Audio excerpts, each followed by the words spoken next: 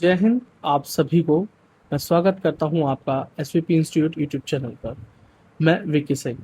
केंद्रीय सैनिक board KSB के नीट 2026 के लिए एमबीबीएस और बीडीएस रिजर्व सीट्स के लिए जो कि आर्म फोर्सेस के लिए हैं, नेवी के लिए हैं, एयरफोर्स के लिए हैं, उन केंद्रीय सैनिक बोर्ड की सीटों के लिए अगर आप आवेदन देना चाहते हैं, आप डिफेंस कैटेगरी से हैं, तो ksb.gov.in पर जाकर आप आवेदन कर सकते हैं। स्क्रीनशॉट सामने देख लीजिए।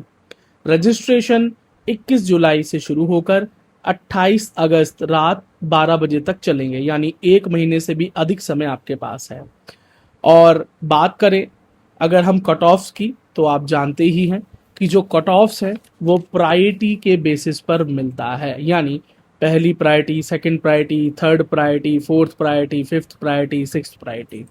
अब प्रायोरिटीज की बात करें तो आप में से अधिकतर लोग जानते ही हैं, पर फिर भी मैं कुछ आइडिया दे देता हूं। प्रायोरिटी 1 का मतलब वो सैनिक जो वीर गति को प्राप्त होते हैं वॉर के दौरान, युद्ध के दौरान। दूसरी प्रायोरिटी जो वीर गति को प्राप्त होते हैं शांति काल के दौरान, यानी जब वॉर नहीं हो रही थी, होम सिचुएशन में ही कहीं ऑन ड्यूटी।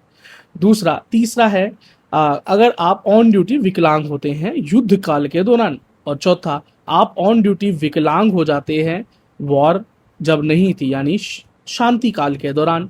उसके पश्चात फिफ्थ प्रायोरिटी में एक्स सर्विसमैन होते हैं जो ड्यूटी से निवृत्त हो चुके हैं।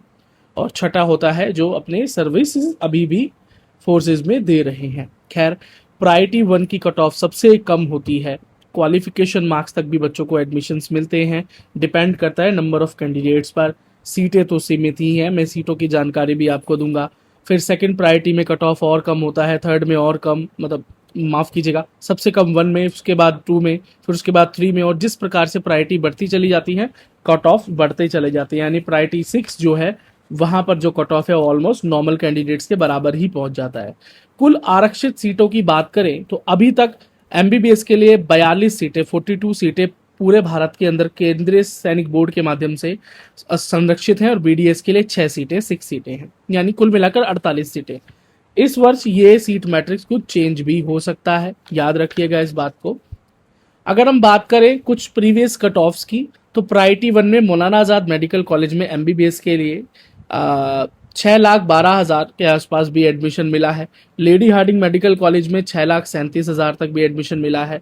और प्रायोरिटी 1 में 12,94,000 तक भी एमबीबीएस कॉलेज मिला है नॉर्थ बंगाल मेडिकल कॉलेज में, वेस्ट बंगाल।